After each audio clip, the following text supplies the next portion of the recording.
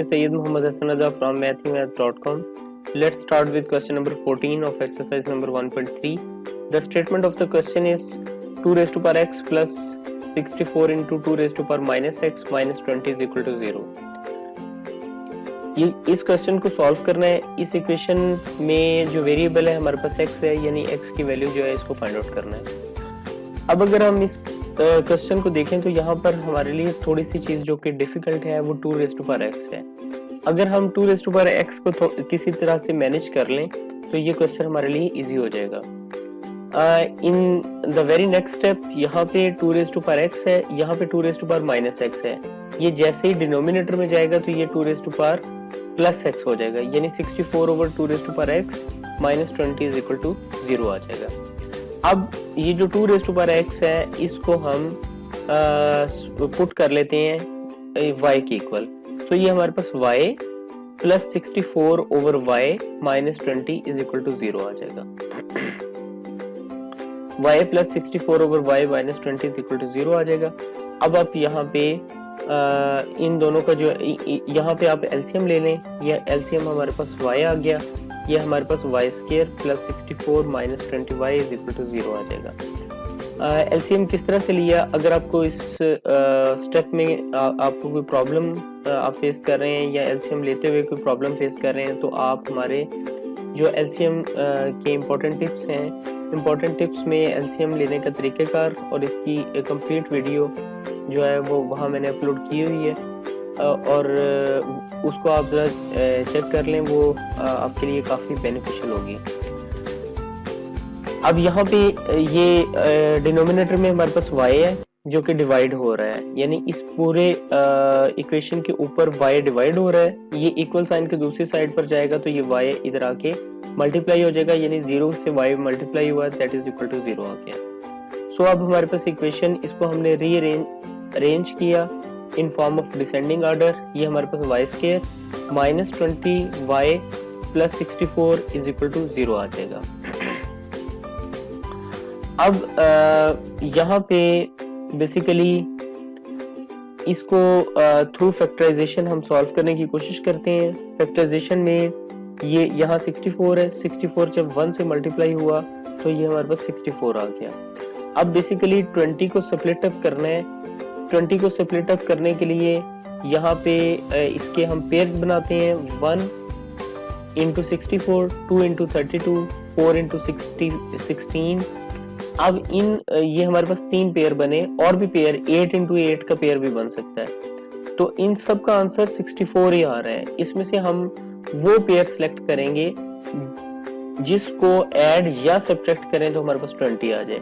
तो बेसिकली इसके अंदर ये जो पेयर है ये हमारे पास 16 और 4 का पेयर है. तो 16 और 4 जब ऐड अप होते हैं तो ये हमारे पास 20 आ जाता है. देखें 32 और 2 ऐड हुए 34 आ गया, 32 में से 2 सब्ट्रैक्ट हुए तो ये हमारे पास 30 आ गया. ये पेयर भी पॉसिबल नहीं है, ये पेयर भी पॉसिबल नहीं है. सो फाइनली हमारे पास 16 और 4 का पेयर पॉसिबल है, क्योंकि हमें मिड में यहाँ पे हमें जो है ये 20 चाहिए. तो इस 20y को हमने स्प्लिट अप कर दिया माइनस 16y माइनस 4y. ये दोनों एड अप होके माइनस 20y ही आपको देंगे. तो अब यहाँ पे हमारे पास अब जो सिचुएशन है वो ये कुछ इस तरह से बन गई. y square minus 16y minus 4y plus 64 is equal to 0. अब इन दोनों में से, यानी मैं इसे ड्रॉ करके आपको बताता हूँ कि इन दोनों में से हमने y को कॉमन ले लिया तो हमारे पास यहाँ पे y माइनस 16 आ गया, यानी यहाँ से y बाहर निकल गया और यहाँ से y स्क्वायर में से भी एक y बाकी रह गया. इन दोनों में से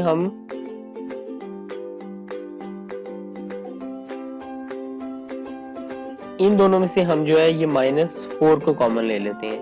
माइनस 4 को कॉमन लिया, ये हमारे पास y माइनस 16 आ गया दैट इज इक्वल टू 0.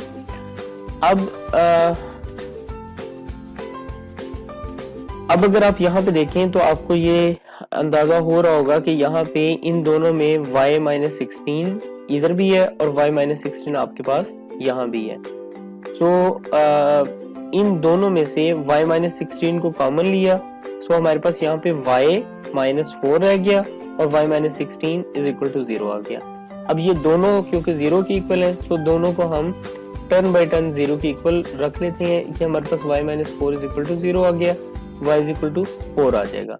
यहाँ y minus 16 is equal to 0 आ गया, तो ये y इज इक्वल टू 16 आ गया। अब हम यहाँ पे y की वैल्यू जो है इसको सब्स्टिट्यूट करते हैं, y is equal to 2 raise to power x। यहाँ भी हमारे पास 2 raise to power x is equal to 4 आ जाएगा, यहाँ 2 raise to power x is equal to 16 आ जाएगा। अब हम यहाँ पे 16 को कुछ इस तरह से बनाने की कोशिश करते हैं यहाँ पे कि यहाँ पर ये 2 की पावर कुछ बन जाए, जैसे कि 2 इंटू 2 इंटू 2 इंटू 2 ये 4 टाइम्स मल्टीप्लाई हो रहा है। इसका ये मतलब है कि ये 2 की पावर 4 आ जाएगा, यहाँ 2 की पावर x है। अब यहाँ पे बेसिस एक जैसी हैं तो पावर्स कंपेयर हो गई, यानी x इज इक्वल टू हमारे पास 4 आ गया। बिल्कुल इसी तरह से यहाँ पे y इज इक्वल टू 4 है, y की जगह उसकी वैल्यू पुट करें, y की वैल्यू है 2 raise to power x that is equal to 4, 2 raise to power x is equal to 2 raise to power 2, यानी कि ये 4 को हम 2 की पावर 2 भी लिख सकते हैं। और यहाँ पे बेसिस जो है ये एक जैसी हो गई, तो इसकी वजह से पावर्स इक्वेट हो जाएंगी, सो x इज इक्वल टू 2 आ गया। तो x की यहाँ पे हमारे पास दो वैल्यूज आई, एक x की वैल्यू 2 है, एक x की वैल्यू 4 है। यही हमारा सोल्यूशन सेट बन जाएगा। क्वेश्चन कंप्लीट हो चुका है। अगर आपको किसी जगह कोई कंफ्यूजन हो तो आप हमसे कांटेक्ट करें, हम कोशिश करेंगे कि आपकी तमाम क्वेरीज को इन टाइम रिस्पॉन्स दे सकें। हमारा यूट्यूब चैनल भी है, आप उसे सब्सक्राइब कर लें ताकि हमारी जितनी भी लेटेस्ट अपडेट्स हैं वो भी आप तक पहुंचती रहें। Thank you very much.